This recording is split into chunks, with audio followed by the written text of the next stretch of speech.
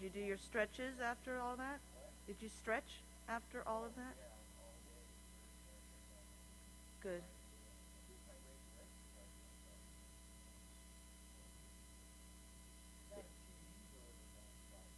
Nice.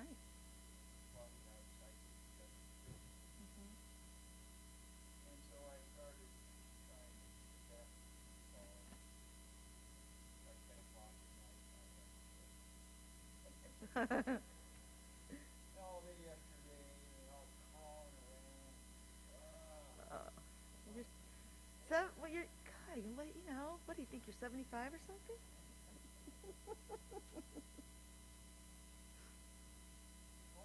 All right, I'm going to... Okay, Gregory, I'm hitting the music.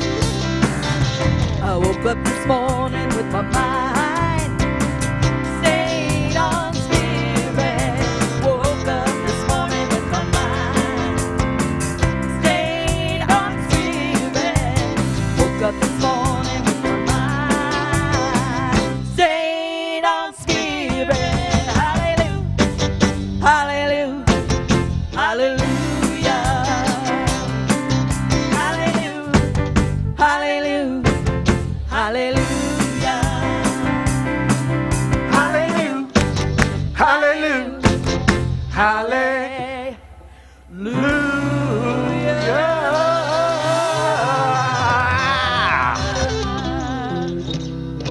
Lovely, lovely, lovely. Good morning, CSL Simi Valley. Welcome to another wonderful day of Virch. Good to have you with us on Facebook, YouTube, cslsimi.org, and right here in this beautiful sanctuary, which will be welcoming you back in person very soon. We'll be announcing that. Just keep your eyes on the report that comes each week in your email, and you will hear the dates. Lovely music this morning. Oh, we're so excited. We have a guest artist coming all the way from Vancouver, British Columbia, Nathen Aswell. That's Nathan with an E. So good to have you here with us this morning. We're closing out our series on Keep It Spiritually Simple. And it's really interesting that we're doing this at the month that is the birthday month for Dr. Ernest Holmes. They had a big party for him last week. The archives had a big party with Jamie Lula and Laura Berman and Eddie Watkins, and it was a rousing success, and they raised a lot of money for him. And we're going to talk about some of the principles that Dr. Holmes believed in. We've been talking about them all week long. We talk about them all the time, but we've been focusing, zeroing in on them this month because everything he did was to make the complex simple, to bring it right down to the brass tacks. And there's a wonderful story. It's a sort of biography, bunch of tales, parables, if you will, written by William H.D. Hornaday, who was the minister at Founders Church after Dr. Holmes. Well, they were kind of co-ministers there before Dr. Holmes made his transition. And they shared a unique relationship, and the stories that come out of the Institute are the stories of the proof of the way science of mind works in life. So we'll talk about that this morning as we move into our service. It was his 135th anniversary of his birth back in 18 whatever, up in Maine. Whew. Just thinking about Maine makes me want to shiver. All right, let's get our service started, and we'll talk about what we do here at CSL Simi Valley, which is to celebrate our vision and mission statement with these short phrases, which are, we're community, inclusive, loving, and authentic. We celebrate all paths to God in gratitude, empowering self and others. We serve compassionately through outreach, inspiration, and education. That's who we are. That's why we're here. And here's what we do. And it's on you. Thank you. Good morning, Center for Spiritual Living, Simi Valley. Good morning, community, wherever you are this morning. It's so great being with you. And let's continue this service with prayer. And during this prayer, during the spiritual mind treatment, we affirm that we are blessed. We affirm that this service is blessed. And we affirm that we are all one, since there is only one divine presence. So let's take a deep breath. I'm just so grateful to know that there is only one divine presence, one divine intelligence from which all has come, one divine intelligence that has expressed itself as each and every person in the Center for Spiritual Living Simi Valley community and beyond. That there's no place where this divine energy, where this divine love is not present. So therefore, it's present in all its fullness right here and right now where every person is. And since there are no gaps within this intelligence, within this presence, we are all connected. And for this, I'm just so grateful knowing that this service this morning shines the light on the truth of our being and on the connectedness that we experience.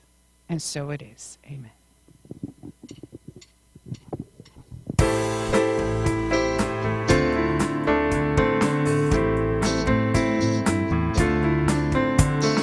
How can I serve today, sweet spirit?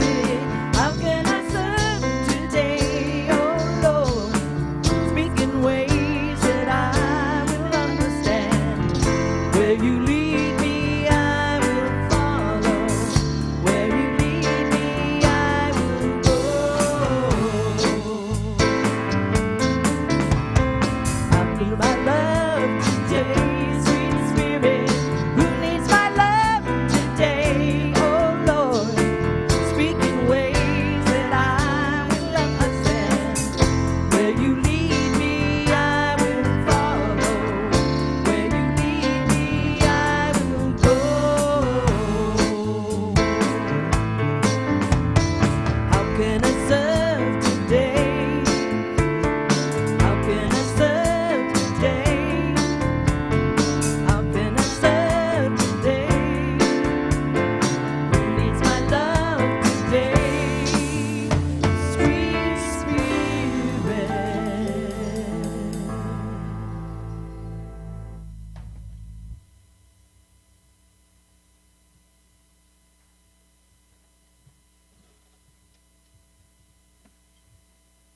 We'll continue with the affirmation for today. So I will say it first and then we say it all together again in this universal sanctuary we're in. Okay?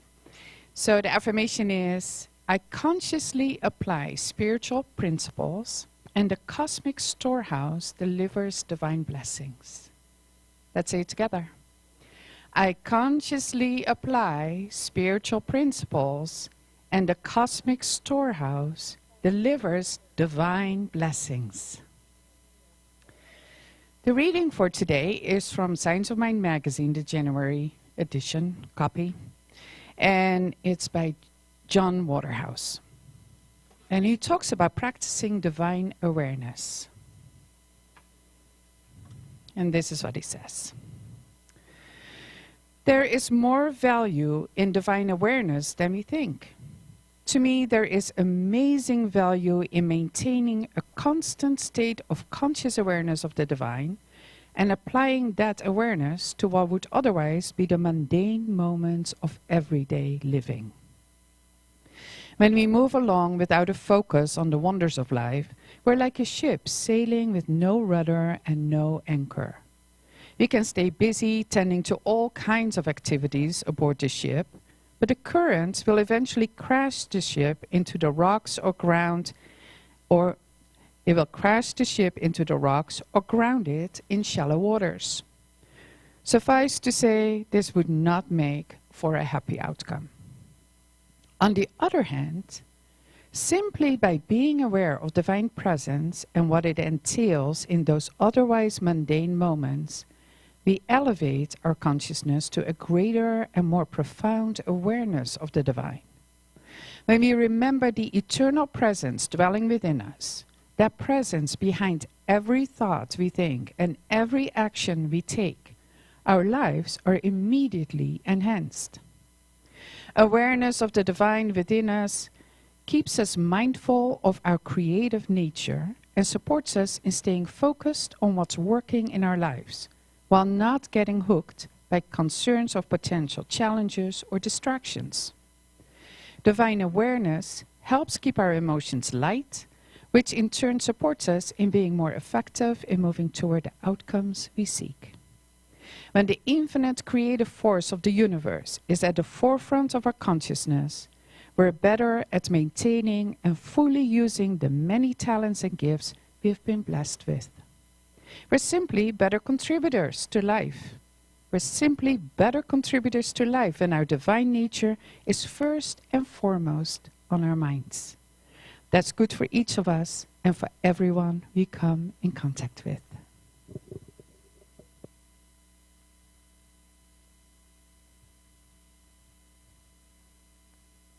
All right, so we have a wonderful guest with us today, Nathen Aswell, and we're trying out something here. He's going to come to us live from Vancouver. Nathen, are you there?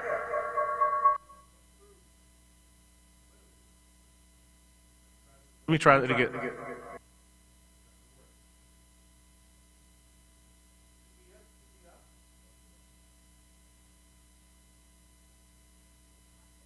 Here I am. Well, there you are.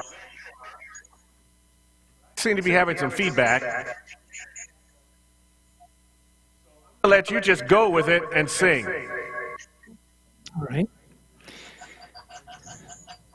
Technology, great when it works. Good morning, everyone. I'd like to start with a song of mine. This one is called Be Still.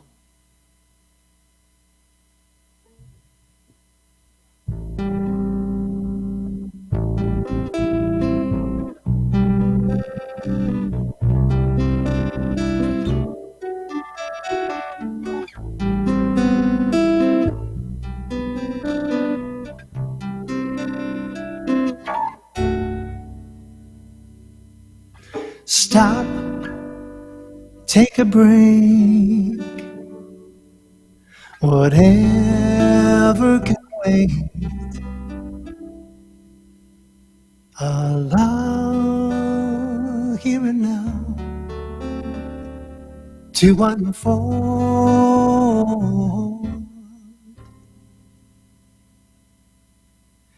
Let come quietly in to your heart. Be still and find peace in your soul. Like a seedling in the springtime, ripe and ready on its tree. Disconnect from all your worries and be free. Like a gently flowing river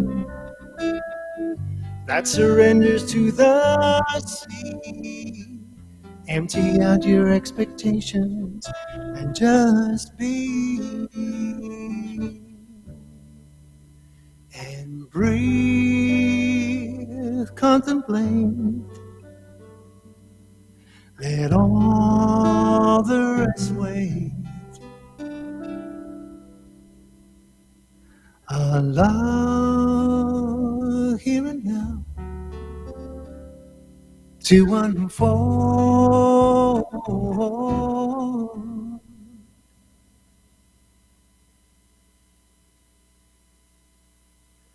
Let wisdom come quietly into your heart. Be still and find peace in your soul.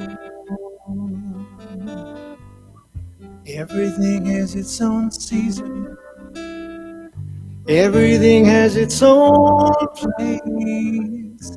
Everything has its own purpose, its own grace. Like a happy smiling baby playing with her favorite toy, we are here to know and savor complete joy. So stop, take a break, let all the rest wait.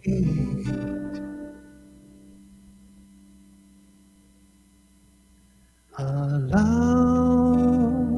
here and now to unfold.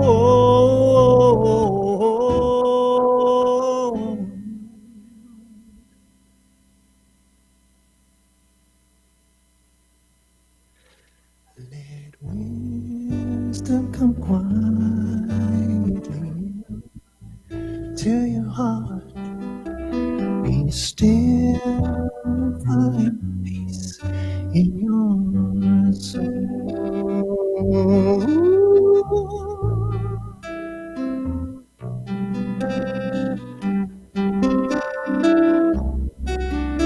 So stop and be still. Stop, be still. Stop.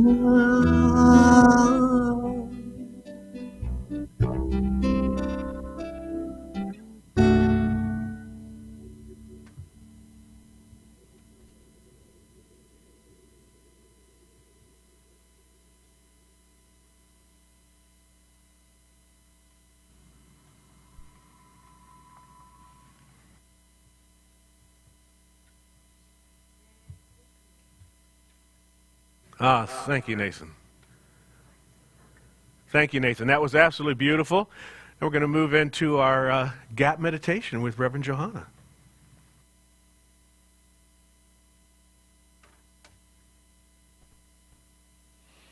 Let's take a deep breath and take in that beautiful song we just heard. It's like, be still. That's what we do in meditation. We use our breath. We follow the inhale. We notice the gap. We follow the exhale. And we notice the gap. And we find the stillness. And at the end of our 3-minute meditation, Cherie Deeds will complete the meditation with a song, and I encourage you to keep your eyes closed, and after that we will gently take you out. So let's meditate.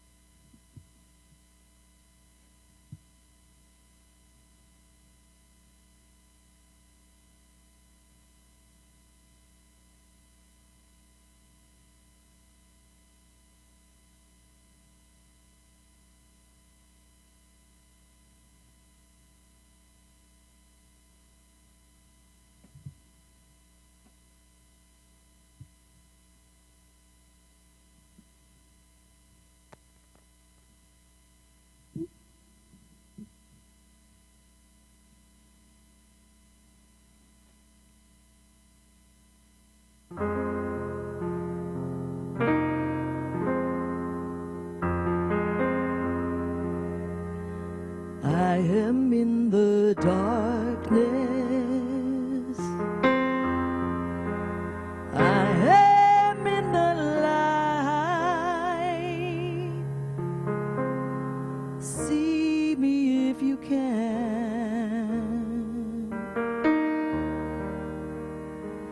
Everywhere I am.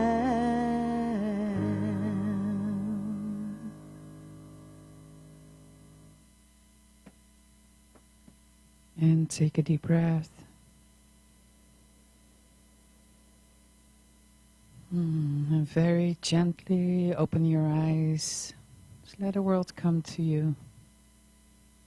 Let the meditation integrate. I encourage you to do this every day if you don't already have a meditation practice. Just take a few minutes to be in that stillness.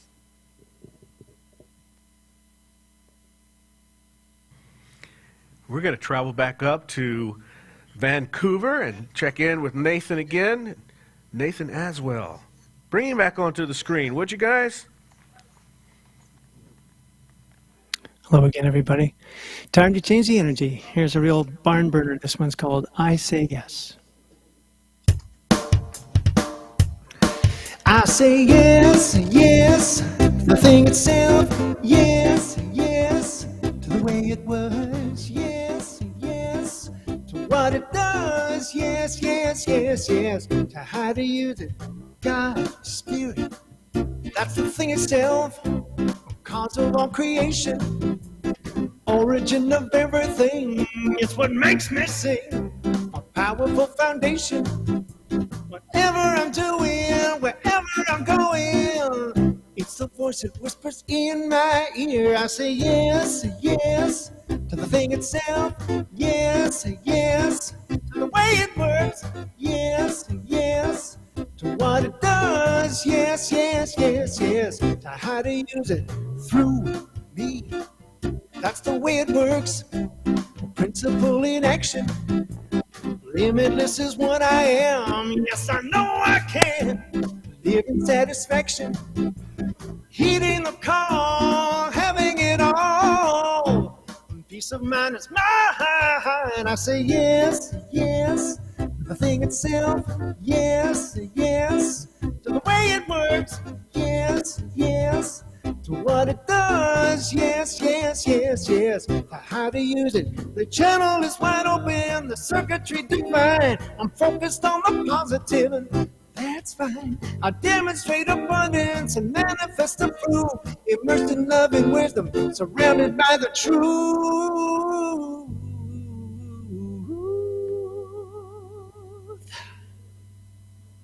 And I say yes, yes, the thing itself.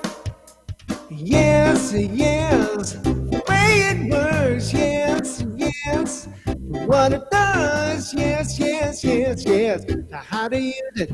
Yes, to the thing itself and to the way it works. Yes, to what it does and yes, to how to use it.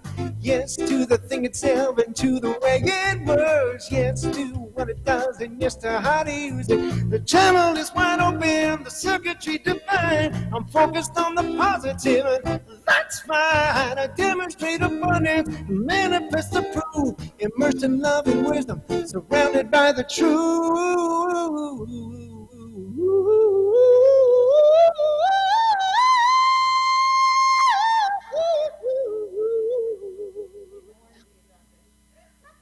And I say yes, yes, to the thing itself. Yes, yes, to the way it works. Yes, yes, what it does. Yes, yes, yes, yes, to how to use it. I say yes, yes, to the thing itself. Yes, yes, to the way it works. Yes, yes, to what it does. Yes, yes, yes, yes, to how to use it. I say yes, yes, to the thing itself. Yes, yes, to the way it works. Yes, yes, to what it does. Yes, yes, yes, yes, to how to use it.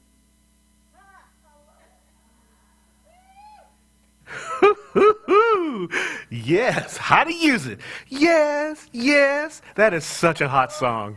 That is so much fun. Thank you, Nathan. That's a great song. That's a song. I think you told me you use that song in Foundations class. If you don't, I'm going to. As soon as we teach a Foundations class, that song is part of what we do. Yes to the thing itself. Yes to the way it works. Yes to the thing it does.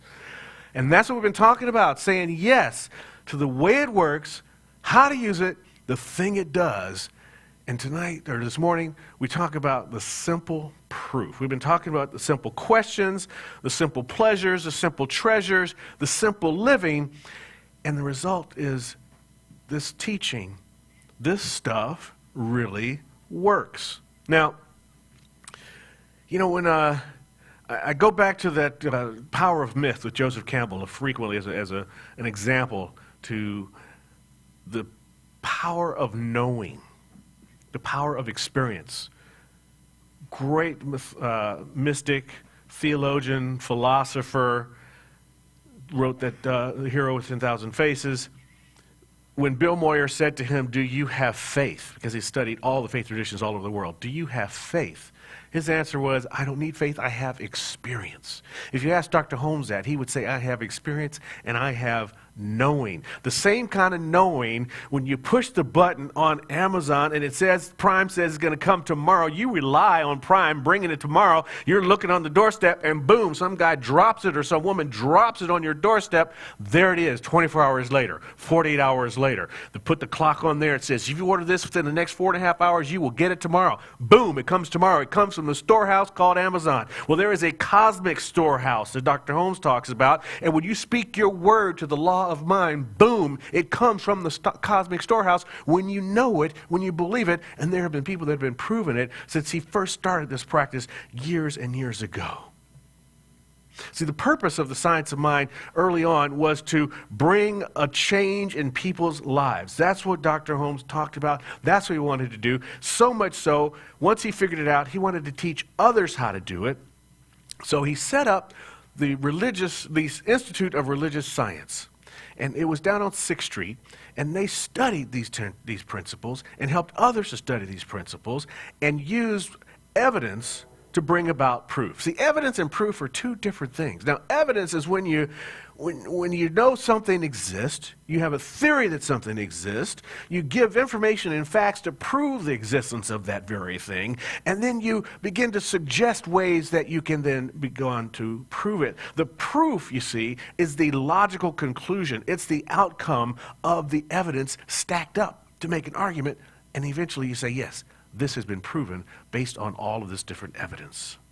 Now, early on in the science of mind, well, today in science of mind, when we do a treatment, and at the end of the treatment, you walk away from your practitioner, they say, and so it is, you walk away from the practitioner, and boom, the cosmic storehouse delivers your good into your life.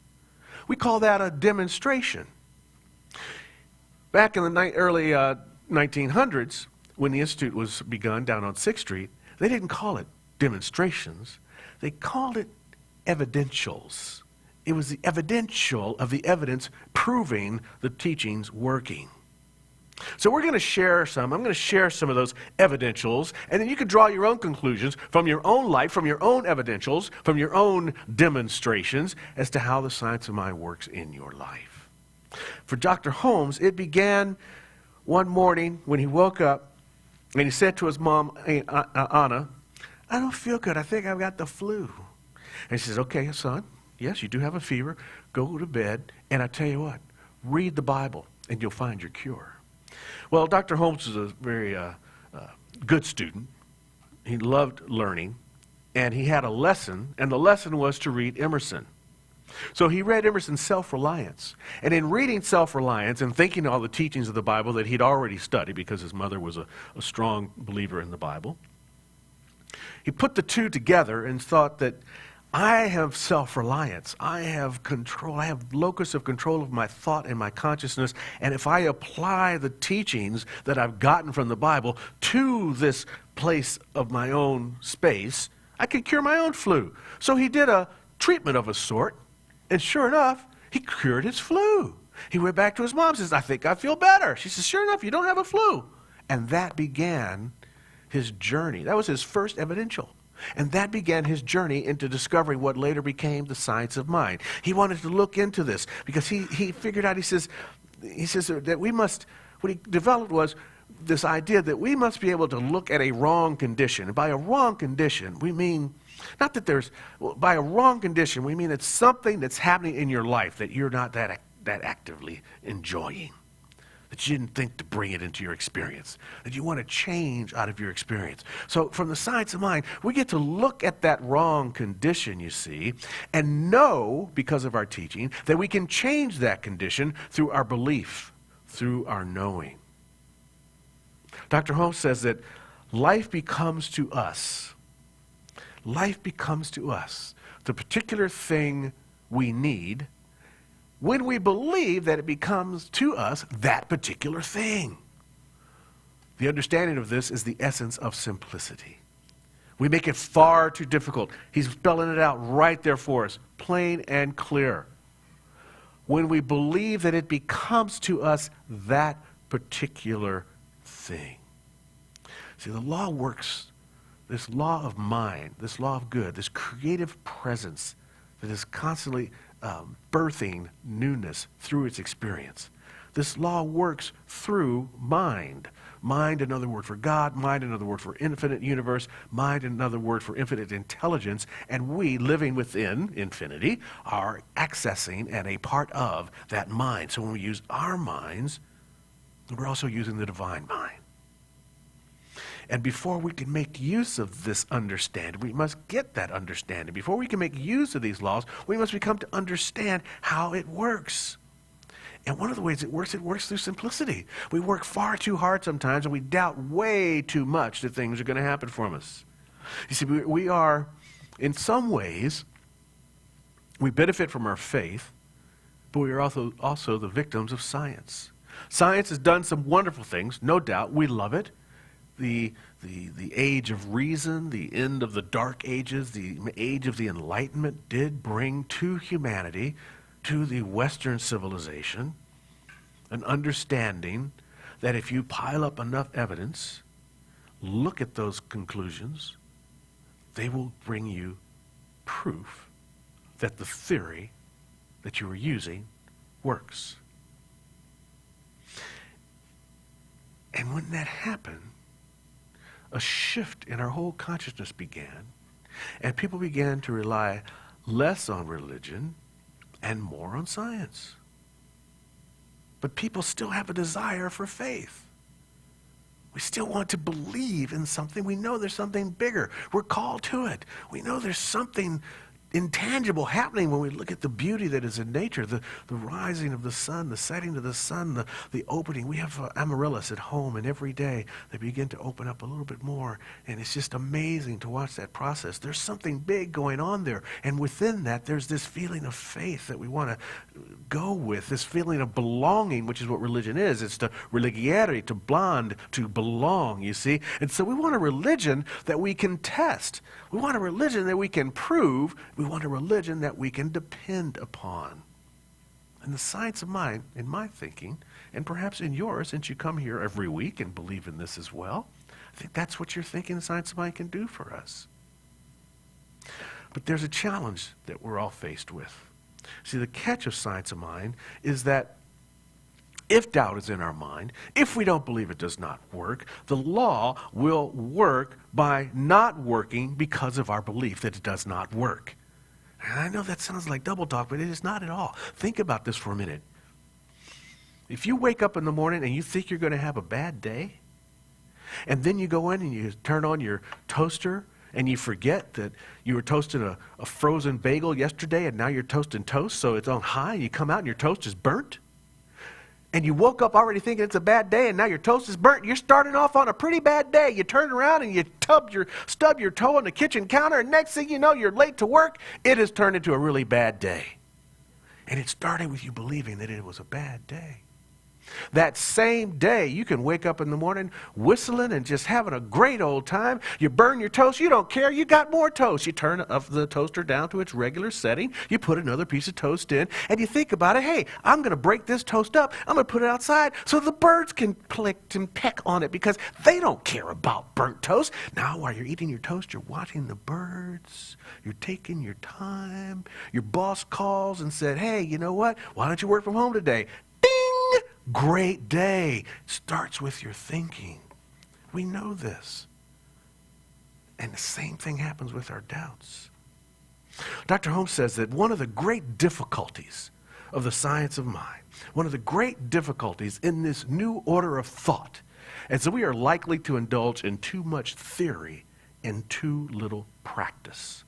Too much theory, too little practice. Are you practicing the principles? Yes, you come here, you read the books, you get the Science of Mind magazine, you read the daily guides, but are you applying that throughout your day? Remembering to be in control of your consciousness, to look at the opportunities before you to practice these principles. It's a very simple approach. And that approach involves keeping it simple and keeping it in a positive frame of reference. Never to strain. Let it flow. Let it flow. Let it be easy in your life. Now, back to the Institute. They had these classes, and people would come and participate in the classes each week. Mostly from different neighborhoods of Los Angeles. A lot of suburban folks, some folks from Beverly Hills. And then, one day at the Institute, this guy shows up, cowboy. Not your Hollywood cowboy with chaps and cowboy boots. No, this is a real cowpoke. This guy was from Wyoming. He had on a jacket that looked like it hadn't been washed in a while, and he smelled a little bit like, and he had a mustache, and he was chewing chaw, and the mustache had the stain of tobacco on the edge of it from him going and spitting.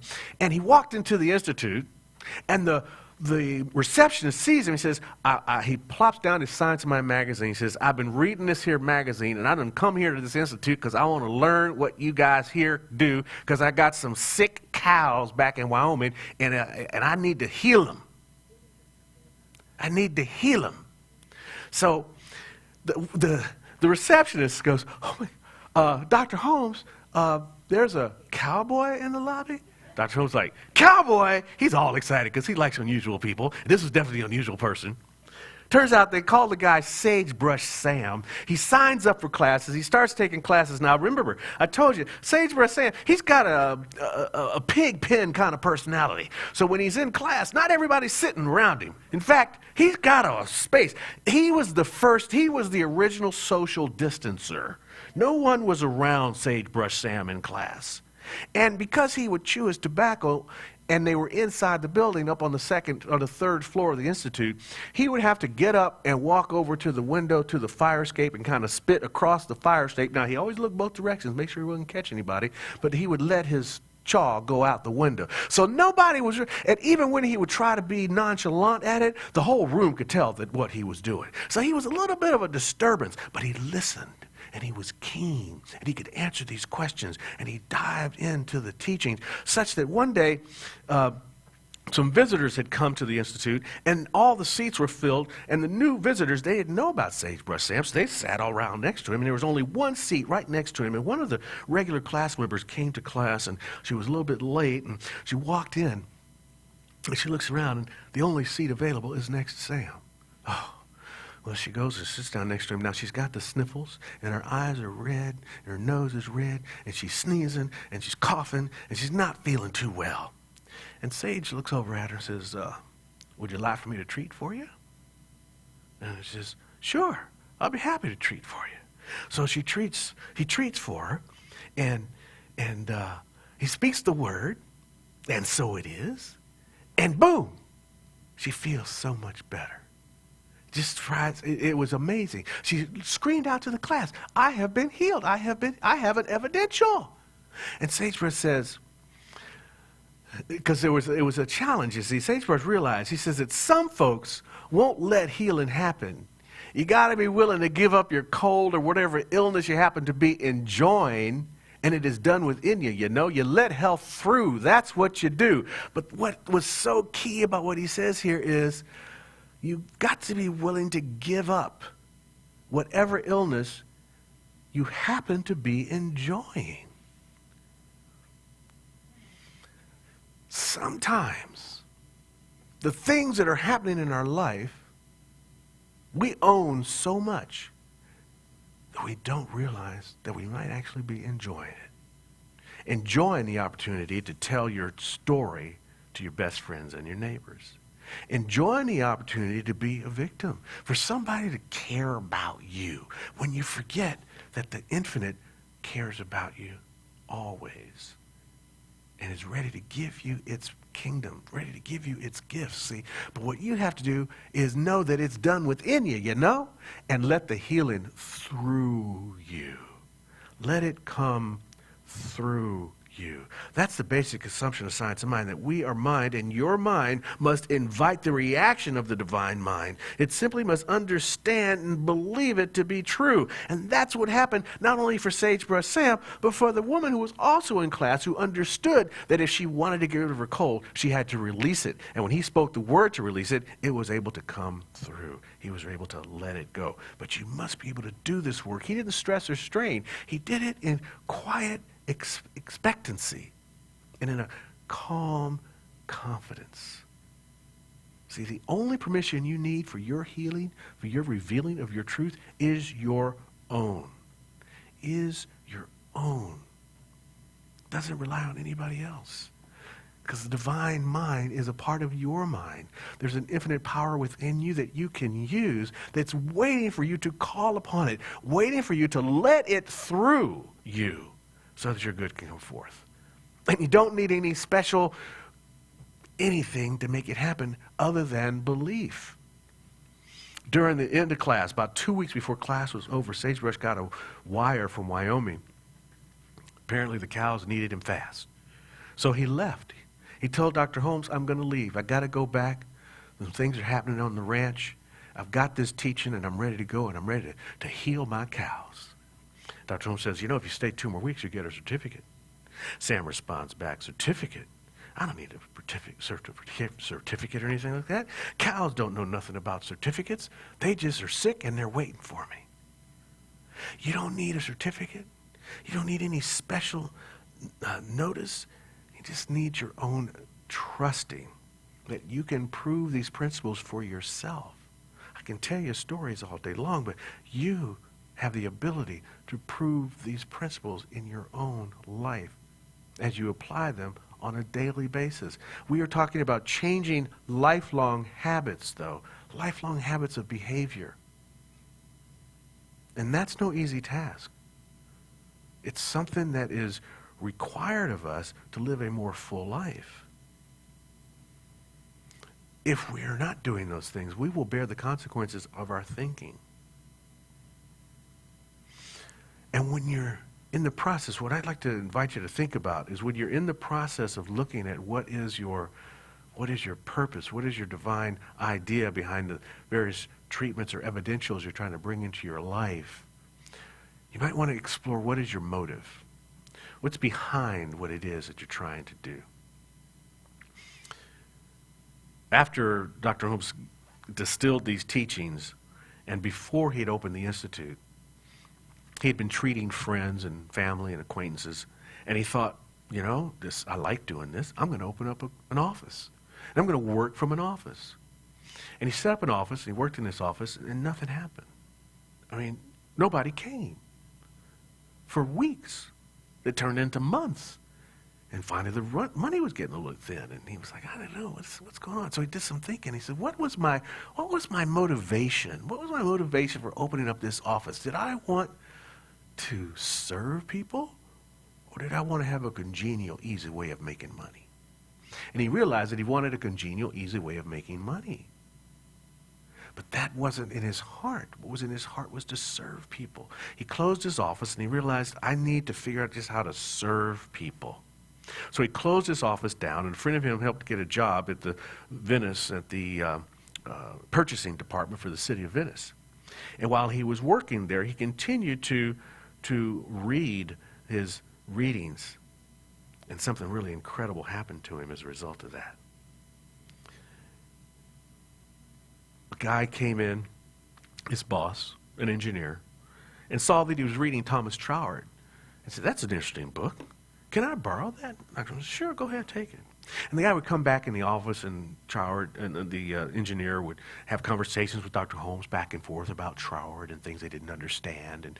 And the fellow says, would you come to my house? Now remember, he closed his office. What's important to remember here is he closed his office, and he got a job because he needed to make some money. He got a job that would allow him to make some money and recognized that his teaching was about being of service. So now here he is, being of service to a fellow that he works with, who then invites him over to his house with a few friends, said, could you explain some of these concepts to a few friends? And that ended up an invitation to someone else's house with a few more friends, and another invitation to another house with a few more friends. And at this particular house, a woman was there who was so enamored with what he was saying, his new philosophy. On a Sunday morning walk, she passed by a theater that said hall for rent. She rented it. She called Dr. Holmes the next day and says, I've rented a hall. Can you come Sunday and speak at that hall? 600 people showed up in that hall. Within 3 months, he was talking to 2,500 people at the Wilton Theater.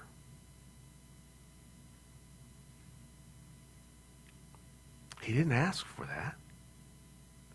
He made it happen through his consciousness. He recognized that I want to just be of service, and boom, there it was.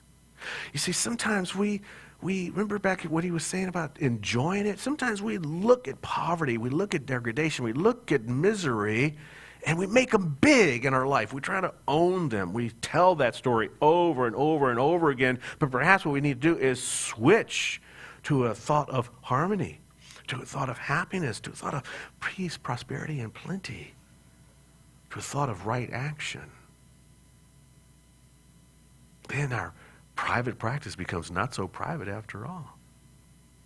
You see, in The Science of Mind, Dr. Holmes writes, it's not a question of failing or succeeding. It is simply a question of sticking to an idea until it becomes a tangible reality. Stick to your idea. He stuck to the idea of Science of Mind. He knew he was onto something. He knew he had a teaching that was going to be revolutionary in the world, and he did that, and it became a tangible reality. And now there are 500 centers all over the world. We have global practitioners. We have this place that's been here for 35 years. It becomes a tangible reality when you stick to the idea. Many of you may not know this. A guy named Joseph Strauss was the engineer for the Golden Gate Bridge. He read Science of Mind magazine. He was convinced that there was a way. The Golden Gate Bridge was they were trying to build that bridge for a long time, and the pylons kept getting washed out to sea. But he had an idea, this Strauss, and he knew, he says, I know from these teachings that I've been reading that I can make this happen. And he not only did he make it happen, but he revolutionized the way suspension bridges were built. And many bridges were built patterned after what he did, the engineering that he used to build the Golden Gate Bridge. So we need to understand that it's our job and our duty to train our minds on how we wish to think, on how we wish to feel, on how we wish to be, and to not place any limit upon principle. That is the simple proof. That's the key to the simple proof of this teaching.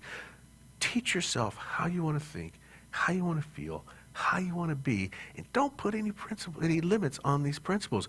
Remove your sense of doubt so that you don't have to bear the consequences of your thinking, and if you do, you will celebrate the consequences of your thinking. Because see, all our results rest on the simple trust that we should know and believe that the law of good is for our good. Dr. Hornaday, when Dr. Holmes would start, he'd start at a theater, and then he would build an audience at that theater, and then he would move to another theater and give the previous theater to a student. And so he did that with two different theaters, and one of them was the Belmont. He had spoken at the Belmont, and then he turned it over to Dr. Hornaday. And Dr. Hornaday did not have as big a crowd as Dr. Holmes, because a lot of the people followed him to his next location, which was the Wiltern. And so Dr. Hornaday wanted to stay at the Belmont, and he needed $6,000 to make it happen. So he spoke his word.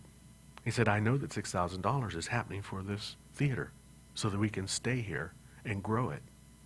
And that's all he did. He just spoke his word to the congregation. I know $6,000 is ours, and it is had. Later that afternoon, he was in line. A woman walked up to him in line and says, you know, my husband and I, we really love what you're doing here, and we would like to give you a check for $6,000. Where should we send it? We'll give it to you right now. And boom, right there, as he spoke his word. He knew it. So we must know and feel that your word is the law. And not know, see, you don't have to be too smart. You just have to feel that much. The way Sagebrush Sam felt. The way Dr. Holmes felt. The way I have felt in so many of my own evidentials in life. And see, the law, this is what Dr. Holmes told to Dr. Bill when he was leaving, when Sam was leaving the center. He says, the law doesn't know about certificates or theological seminaries or dogma. The law responded to Sagebrush Sam just as it will respond to you. The law will respond to you, and when it does respond to you, you will know and you will have your own simple proof. And so it is.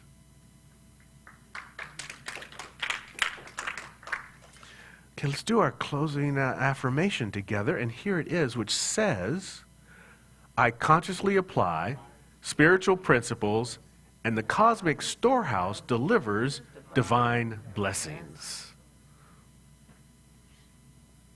This is when we step into our revealing prayer, where we get to know the simple truth of our own lives.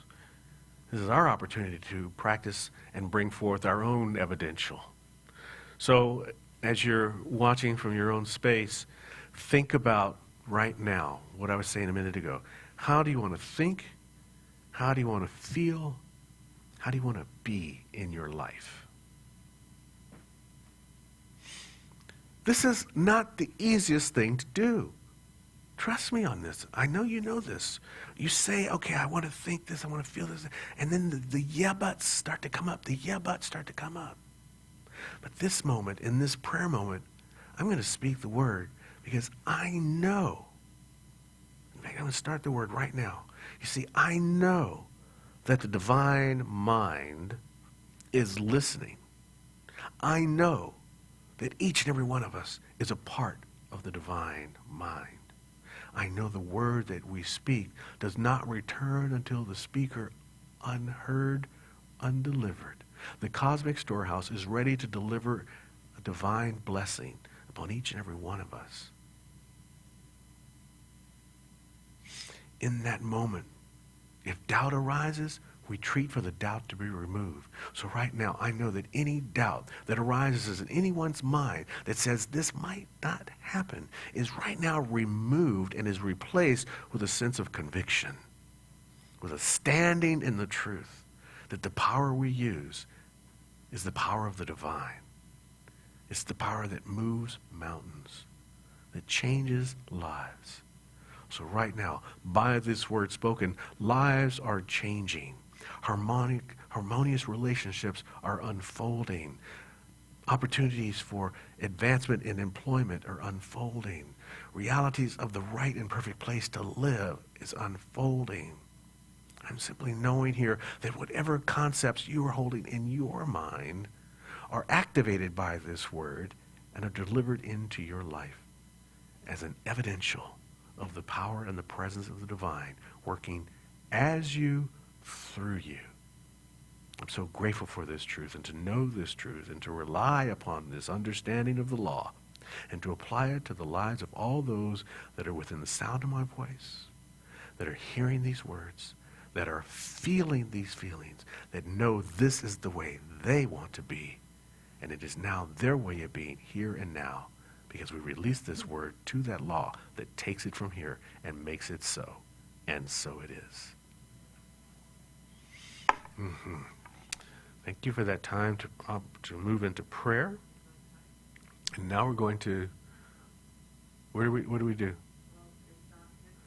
No, we're not going to do Jason just yet. Nathan. Did I say Jason? I did.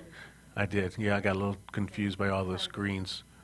We're gonna go to our gift giving, and then we're gonna move from there. So let's give the slide control back over to Dee.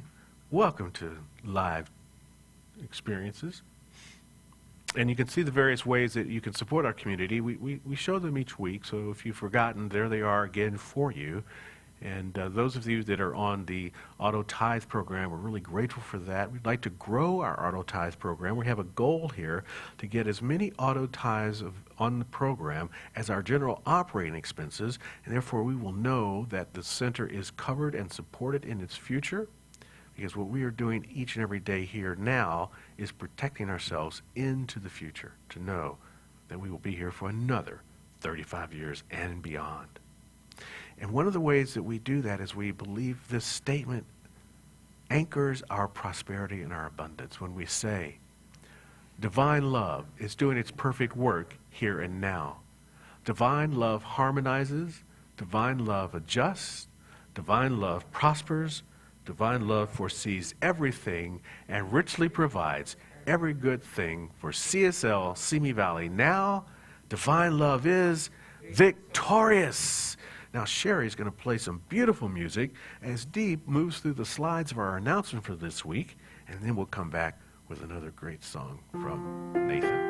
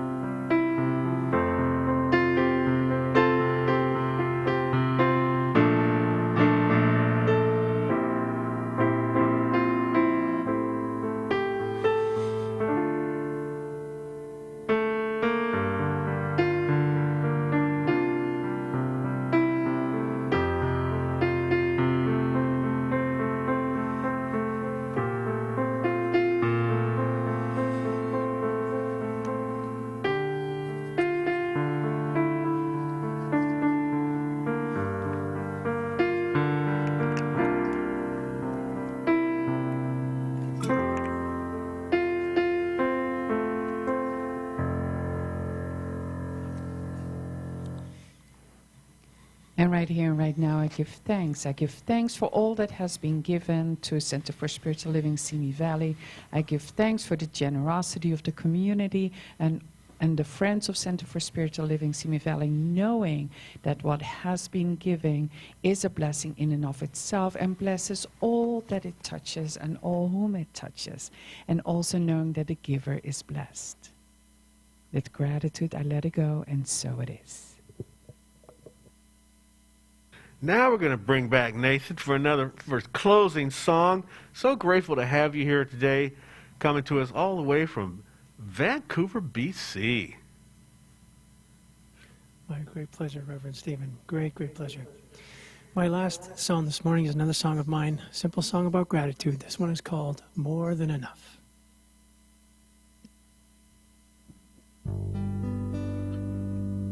A wise soul from another day laid bare the simple truth that all we need to be content is this.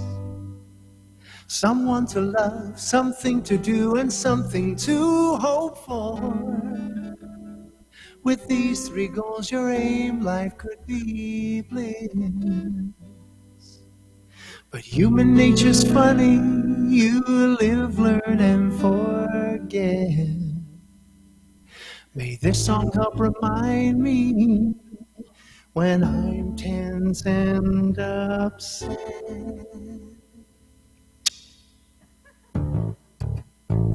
Food for my belly, a comfy bed, a gal who loves me, enough said. It's not much, but it's more than enough. My trusty 12-string, a pad and pen, some inspiration, amen. It's not much, but it's more than enough. Oh, I know that some folks say you can't be happy till you have a pile of gold. But I have found you can't be bound by everything that you're told. A heart for loving, a soul to feel, a voice to sing about what's real. It's not much, but it's more than enough. Big trumpet solo here.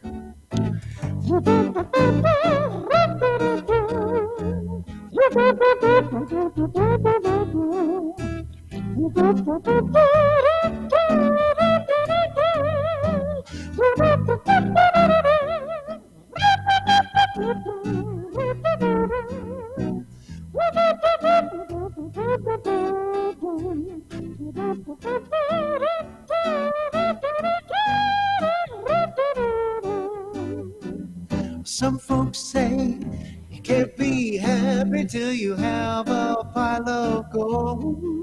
But I have found you can't be bound by everything that you're told. Got time to ponder all our past, all things considered. I'm blessed. It's not much, but it's more than enough. Yeah! It's not much, but it's more than enough. Yeah. Wow.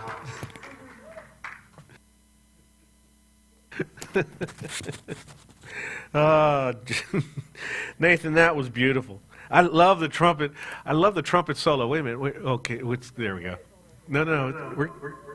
I don't think it's good.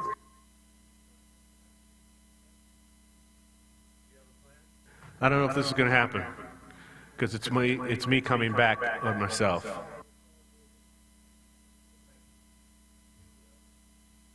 Yeah. Oh, well. Okay, we'll try it. No, wait a minute. What's going on?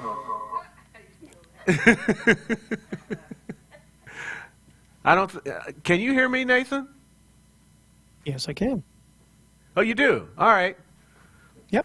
It's a little bit of a delay, but you got me there. Yes. And they can hear him. Well, I can't hear you, but I just wanted to thank you face to face and say how much I really enjoy the trumpet solo. You know, next thing, you probably have cymbals between your knees, too. We just didn't see those. And I hope you'll come back and keep working with us on this technology thing as we get that together. Happy to. Cool. All right. I love it. We are learning. COVID has taught us so much and continues to teach us so much. It teaches us patience, but it also has opened up a whole new way for us to do this thing called church and to bring the community anywhere that you happen to be in a way that still gives you the sacredness, hopefully. I hope you feel it. I know I feel it here, and I've always felt it when I was doing it from our Studio East, that we used to call it. So we continue to work this and refine it, and very soon we'll be able to work this, refine it, and also do it with all of you here in front of us as well, as our community continues to expand, not just in the LA area, but all across the country. We have folks that are watching all over the different parts of the country. And actually, in different parts of the world, we had someone from South Africa recently. And where was that other person that you saw, Gregory? We had somebody from, you were online one day, I think it was, yeah, it was like Russia, I think it was Russia. We had someone watching from Russia. So we're spreading out, and we're grateful for that. Thanks so much for all the volunteers who helped put this all together for us today. Dee on the slides, Gregory doing the video work, Johanna as our practitioner of the day. If you have a prayer request, please go to our website to get that prayer request put in, and some of our practitioners will then pray over that. And if you need a call back, they will give you a call back. Just indicate that on your prayer. Go to cslsimi.org. You'll see their prayer request. Click on that, fill it out, and we will respond to it that way. Really love having the Soul Purpose Band here. And Elaine, someone else asked, where's your other L? She's taking a break. Taking a break? Okay, but she's okay. yeah, she's People were fine. concerned that she was not feeling well, so we I want to. wrote a note. So you covered that up? You covered that in the comments? Very good. Lynn is covered. Lynn is looking good. All right, so come join Wednesday. We're going to do a Zoom with the SPA, Soar, Percolate, and Apply, the Spiritual Principles of Science of Mind. I'm going to be doing that with you, so come on out for Wednesday for that and look on the e-blast for the Zoom link. And let's all do our closing benediction. Wait, was there something else? Lane, please. I just wanted to share that Susan is doing FaceTime today with the youth. Oh, Susan is on FaceTime with the Cosmic Kids today. Awesome.